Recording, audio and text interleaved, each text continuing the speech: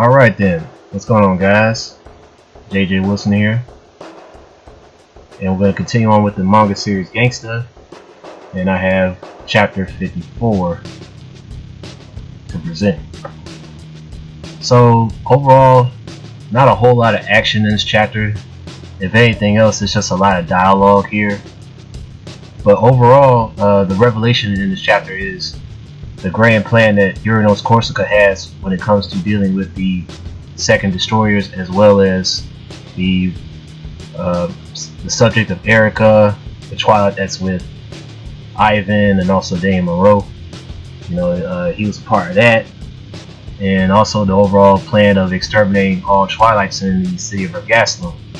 So, thanks to Worick and his ability, his storage ability, he's going to reveal all of that later on in the chapter. But first, we're at the Club Pussy. This is Big Mama Georgiana's establishment in the city of Ergastulum.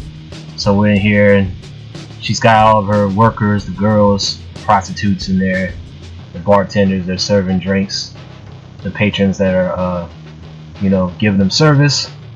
And we also got one of the accomplices of Uranos Corsica. I believe his name is Bernardo. He's in there also talking with Big Mama Georgiana. And here comes Worick, the man of the chapter. He comes in late, and it looks like he's back to his normal self. Last couple of chapters he was acting very, very moody. He wasn't smiling barely at all. He was real serious for a lot of the chapter ever since he left Dr. Phil's clinic, and he went over there to talk with Big Mama. And he presented the head of Miles Mayer to her and all that stuff, and then he expressed his interest in, meeting Mr. Corsica himself. So now they're about to do that. So he's back, and Big Mama was talking to Bernardo about how Worick came into her establishment and the reputation that he built here, why so many people in this place respect him, especially the ladies. And he might be rough around the edges, but to her, he is like a son to her. And so Bernardo, he's hearing all this, and he's wondering about Worick. And the next panel at the bottom of this page, he's talking to Sydney. That's like one of her most trusted workers. And it's funny, throughout this whole chapter, Sydney is walking without her bra. So it's just her walking around with pantyhose and stilettos and shit. I'm like, okay, this girl really doesn't care about what people see her as. She's proud of what she is. I mean, that's a trip. She's just walking around no bra. But anyway, they're going upstairs. They're going in the back of the establishment, and Worick notices there's some changes to it. It's like, I don't recognize this part of the club. Like, what's all this? And Sydney's explaining to him, like, well, only a few of us know about this part of the establishment. This is your first time in here, so I can be happy to let you in, and things like that. And look who's following right behind him. It's Bernardo. He's following Worick, and Worick is teasing Sydney, like, hey, let's go find a room so we can have some fun together, just you and me. And this guy, he's being very nosy, Bernardo. He's trying to figure out what Worick is all about here. Like, he doesn't have a whole lot of information to go on to whether or not he can actually trust this man that Corsica wants to use. And so Worick kind of looks at him, he turns around, he gives us this real eerie look. It's almost like the look that we saw, several chapters back, after he left the clinic. He's saying, he's kind of, mind signaling to Bernardo that, hey, don't you do it, man. Don't you get any closer to me. I know what you're thinking. Don't even think about it. Trying to get any kind of information and stuff. So Bernard's like, alright, I won't do it for right now, but I will find out about you. And then we see these little characters down here that are like, that got the hoods on and stuff. You can't see their faces, but they're like the same size. They're like little kids, and they're following one of the other accomplices of Corsica. Her name is Stephana. I know I said that wrong. It's Russian. It starts with an S. And so she, what comes out with her is, what we see is Beretta and also Sig. They're part of the second destroyers, and they're talking with Stephana, and they're trying to heal Stryker. That's why they're there, because they came back from you know, their confrontation against Marco and Connie, and they're trying to get their injuries treated, and yet Stefan is telling Beretta, hey, there's nothing we can do for you outdated models, so you might as well just go get along and go on and run off somewhere. That's basically what she's telling Beretta and Sig didn't like that very much. She's like, after all that hard work, this is how you treat us? I was like, this is some fucking bullshit. And the very next page, here's Stryker. He comes out, man. He is all jacked up. And you can see the injuries he's got, man. Especially the missing left hand. Like, man, Stryker. My goodness, son. My goodness. And so we got Worick, Big Mama, and Sydney. They're looking on, and they're seeing how jacked up Stryker is. And then he notices the guy that he had that confrontation with, Worick, back at Monroe's estate a long time ago. You recognize him. He actually knew his name now, so he calls out to him. And this is probably the funniest part of the whole chapter. With Worick, he's like, oh, hey there, failure. Oh, man. That pissed off Stryker, man. He came up to him and was like, man, what are you doing here? And so Worick, he's looking at his face and all that. It's all bruised up, blowing off a little bit. And he's taunting Stryker. It's like, hey, you know, that look suits you, bro. I bet she was one fine woman, wasn't she? He's talking about Connie. Yeah, so Worick, just by looking at what happened to Stryker, he could, even without even being there, he could tell that it was Connie that gave him all that damage. That she pretty much sacrificed her life to kill herself, but to try to kill Stryker, but it didn't happen. And we all know how tough and ridiculous Stryker is when it comes to his physical body. I mean, it's insane. If you guys seen this guy, the way he fought earlier in the series, and also on Gangsta Curse, the way he was fighting and killing off all these Twilights and Normals, I mean, it was crazy, man. Stryker's a beast. But to see him in this shape, there, you know, even though he's a very, very callous, arrogant, you know, mischievous individual, I mean, I do feel for him a little bit, man. He's a badass character. To see him get messed up like that is something, but you know, that's where it stops, pretty much, as far as sympathy goes.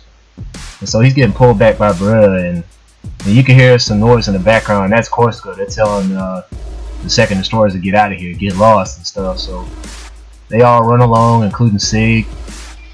They leave, and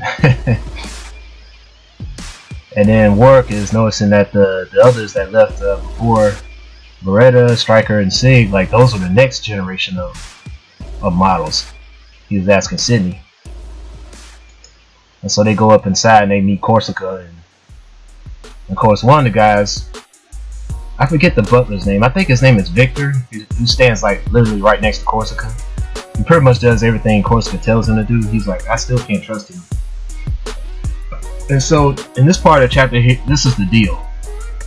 So basically understanding the dire situation here, Worick is sitting down with Corsica. He's basically telling him, alright, should you choose to keep me around, if you want me to work for you, yeah, I have over 20 plus years of information about everything that goes down in Ergastulum. And I mean everything. But at the same time, all the information that's present around me right now in this library that we're sitting in, I'll be able to find out everything about you, Corsica. Everything about this family. So to Big Mama, I owe her a great debt. But at the same time, if something were to happen that I don't approve of around you guys, I'm bailed. That's basically what he's telling Corsica. So here's the deal, my man. You only have two options here. You can capture me. You can basically hold me up in this mansion or whatever, keep me from leaving out of here, or you can kill me on the spot right now. Choice is yours. And Corsica's like, alright, I see. Well, in that case, then he throws his journal or whatever to him. And so as soon as Worick catches it, all these guys draw out their guns. All of his accomplices, Corsica's men, they draw out their guns. And Corsica's like, I'll give you 5 minutes to analyze that journal. Just 5 minutes. And Worick is like, I don't need 5 minutes. And I swear, it probably only took Worick like maybe 20 or 30 seconds to look through that whole entire book, like at full speed, just by glancing at it. And he throws it right back at Corsica. He catches it. And next thing you know, this guy just goes in, man. Like he's talking about all these different reports. And it starts off with the experiment with Erica. And then they're talking about the new dosage of Celeber. And he's talking about the destroyers, mainly Stryker's group. He's talking about the first destroyers, actually, the one with Maverick as the leader, along with Marco as spies, and then Mini-Me, my favorite character on the destroyers, by the way, the first one. But fortunately, those three die, especially now as spies, when Marco's recently dead. And so he said that project is fully scrapped, and he's telling about the second destroyer, and that's why they had to do it all over again. And then the very last thing he describes is basically there's going to be like this huge extermination project that's going to take place, and it's also going to include the current destroyer team.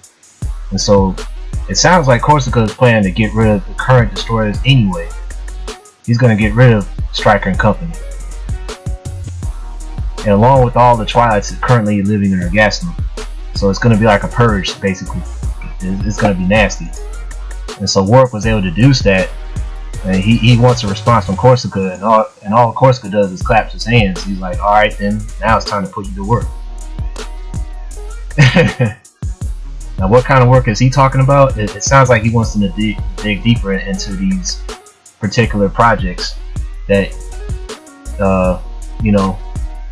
that he already knows, he just doesn't have enough information about. And so that's why he needs to work around to kind of memorize all these things. So he'll know what to do next, basically. So we know that there's gonna be some crazy stuff going on within the future chapters. Man. A purge, that doesn't sound good at all. That really doesn't sound good. The guild, Nick, the Cristiano family, and even some people that work under Daniel Moreau that probably aren't aware of Daniel Moreau's plans and his intentions of getting rid of Twilights. I mean, that's gonna get crazy. It's gonna be a whole lot of blood. That's all I can tell you guys. That's what it appears to me. But if there's any other answers that you got out of this chapter here, like do let me know in the comment section and everything.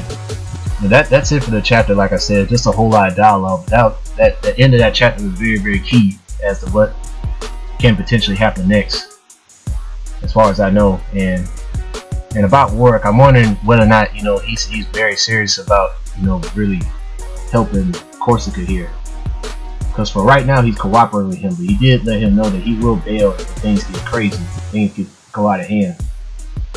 So it does look like he hasn't completely lost it, so that's kind of good. Worick is still in the senses, so to speak. So that's it from here. Hope you guys have a good one, and I'm out.